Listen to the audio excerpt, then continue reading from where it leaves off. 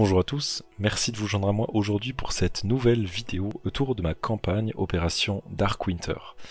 Dans cette vidéo, nous allons nous occuper du briefing de la mission numéro 11.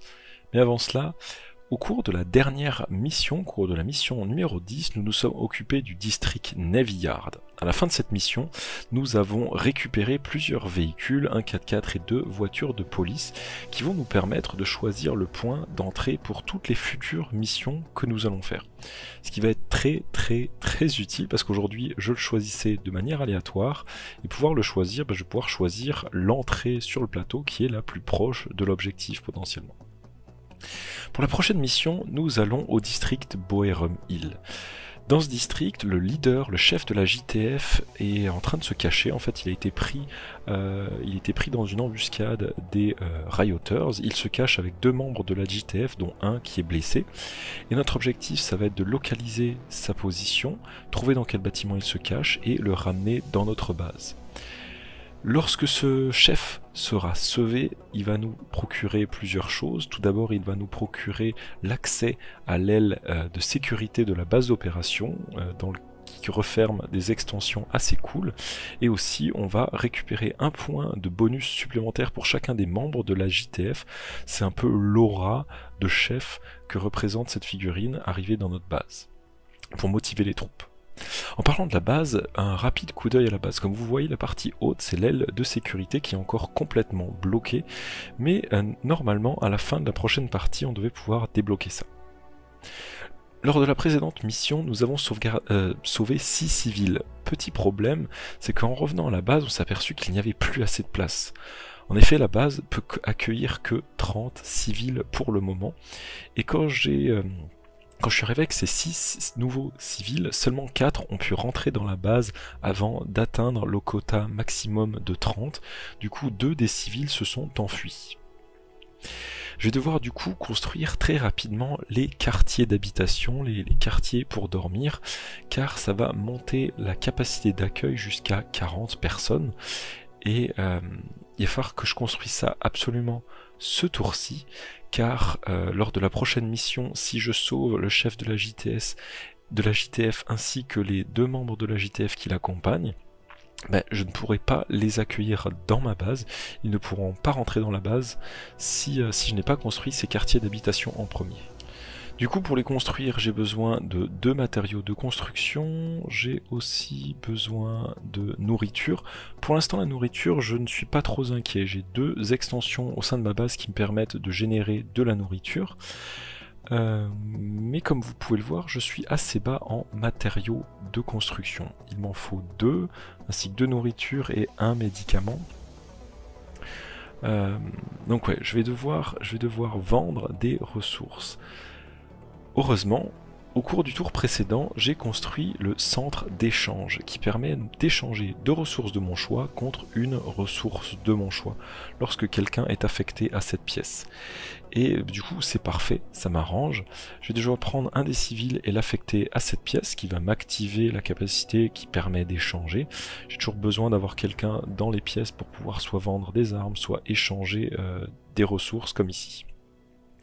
Et du coup maintenant je vais avoir besoin donc de mes ressources, faire un tour dans les ressources qui sont disponibles. Pour avoir cette ressource de construction qu'il me manque, je vais devoir échanger, donner 2 ressources. J'ai décidé de choisir 2 ressources d'intel, d'information, qui va me donner une ressource de matériaux de construction. Du coup je revérifie de nouveau les ressources qu'il me faut pour construire cette nouvelle extension. Il va me falloir, déjà j'attribue un civil qui va travailler sur cette pièce pour la débloquer. Il me faut donc 2 matériaux de construction, 2 nourritures et 1 médicament. Du coup je vais aller retourner dans mon stock de ressources afin de supprimer, d'enlever ces ressources qui vont me permettre de construire cette extension. Et encore une fois, seulement au tour suivant, on va pouvoir bénéficier des bonus liés à cette pièce. Donc voilà pour la première extension qu'on a construit cette base. Mais c'est pas tout, j'ai envie de faire 2-3 autres choses. Tout d'abord, je vais affecter un civil à la cuisine qui va nous donner 2 nourritures, et le collecteur de pluie va aussi nous donner 2 nourritures automatiquement. Donc là j'ai juste pris 4 4 points de statistiques, enfin points de ressources que j'ai mis dans la colonne de nourriture. Donc niveau nourriture, pour l'instant, c'est bon. 4 nourritures, ça me permet de nourrir quand même pas mal de monde. Le black market, le marché noir, j'ai pas encore assez d'armes à vendre, donc je préfère garder ça pour plus tard et n'envoyer personne ce tour-ci dans le marché noir. Rapide coup d'œil sur les forces qu'on a de disponibles. On commence à avoir pas mal de monde au sein de notre JTF, au sein de notre groupe. Le problème, c'est que j'ai 3 agents de la division qui sont blessés, ce qui est assez énorme. J'ai encore un officier de police aussi qui est blessé, mais vraiment les 3 agents de la division, ils ont des stats très très puissants.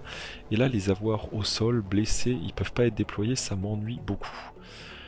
Du coup, dans notre base d'opération, dans l'aile médicale, quand on a débloqué l'aile médicale, elle débloque la capacité de diviser par 2 le temps de soins de n'importe quel modèle, mais d'un seul modèle à la fois. Par contre, une des extensions que nous n'avons pas encore construit est le Medical Bay qui va permettre de soigner n'importe quel nombre de patients en même temps. Comme vous pouvez le voir ici sur l'image, on a toute une série de lits qui permet de soigner tous les membres blessés en même temps.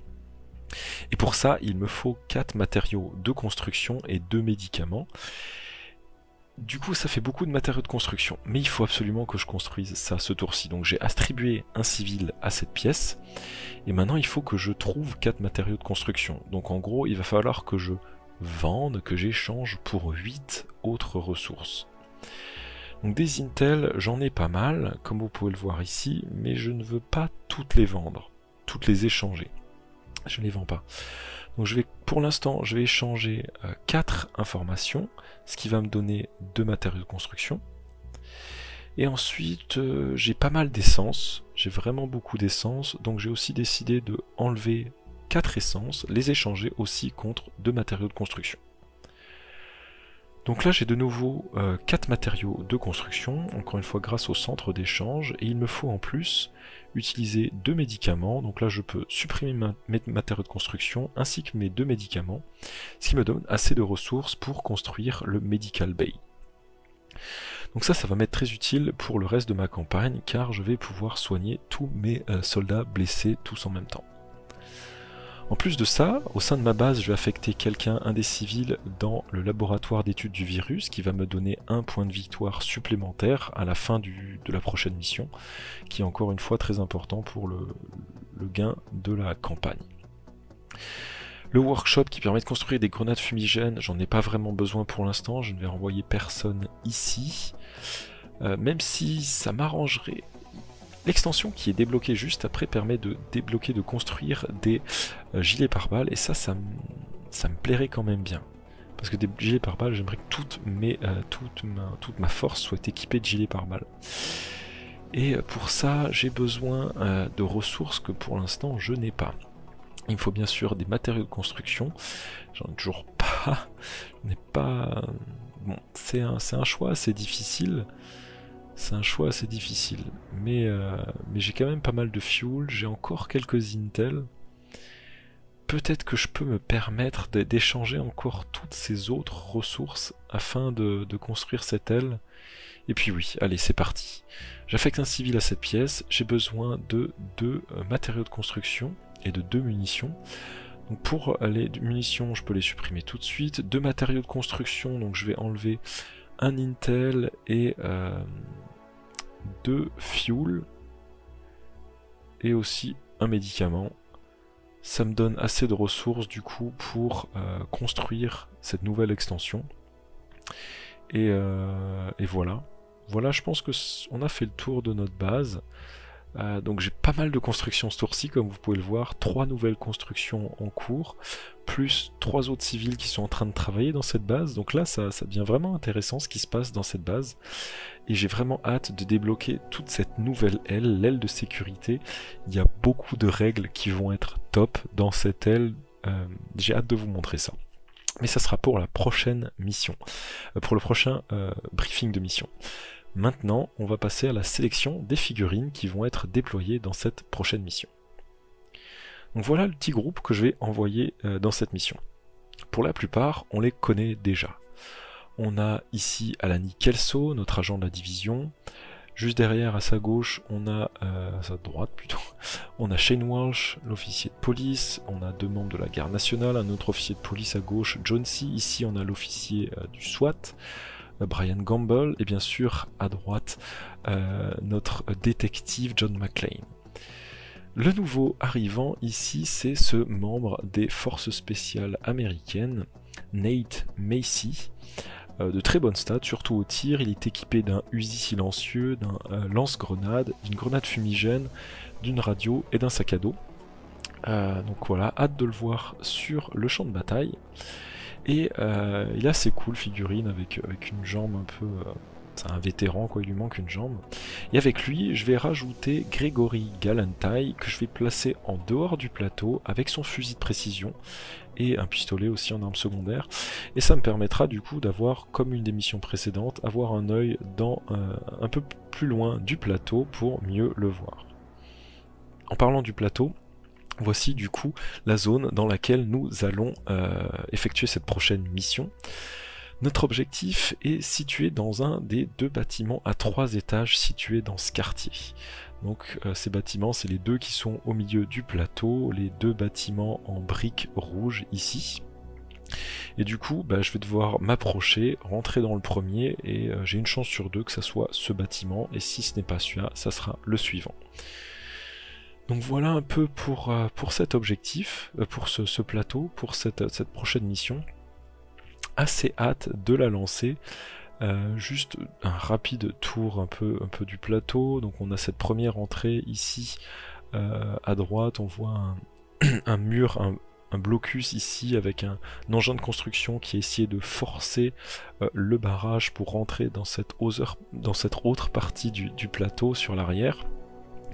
Ici on a le magasin de comics qui a été sûrement transformé en QG par la garde nationale à un moment. Comme on peut voir, il y a des sacs de sable érigés un peu partout. Ici j'ai une échelle avec un petit pont qui me permet de passer du Starbucks au magasin de comics. On pourrait avoir peut-être un sniper qui monte sur le toit à un moment, on verra. Ensuite, qu'est-ce qui se passe ici? Ici j'ai plusieurs véhicules de l'armée, un checkpoint de l'armée qui me permettra potentiellement de fouiller, de trouver des équipements assez intéressants. Ici, entre les 2 bâtiments, j'ai pas mal d'objets de construction, sûrement qu'il y avait des rénovations en cours dans certains de ces bâtiments. Ici aussi le magasin, qui est un bâtiment très important pour trouver des ressources, et il m'en faut toujours plus des ressources pour construire et développer ma base. Donc peut-être que je m'aventurerai dans le magasin, on verra. Ici, là, il y a un des taxis qui a loupé un des virages, qui est tombé dans la zone, le chantier de construction. Et ici, voilà, toute la partie un peu construction de mon plateau avec les petits abris de chantier. On a la partie grillage aussi qui sépare cette partie en 2. Encore quelques véhicules de police et de l'armée où on peut trouver des équipements. Et là, pour finir, juste une petite zone où ils ont essayé de cacher, de placer des cadavres, ils ne savaient plus où les placer au début de l'épidémie. Et du coup voilà pour ce rapide coup d'œil du plateau. J'espère que ça vous a plu. On va se retrouver du coup très bientôt pour la prochaine mission. Et voilà, à très bientôt. Salut, salut!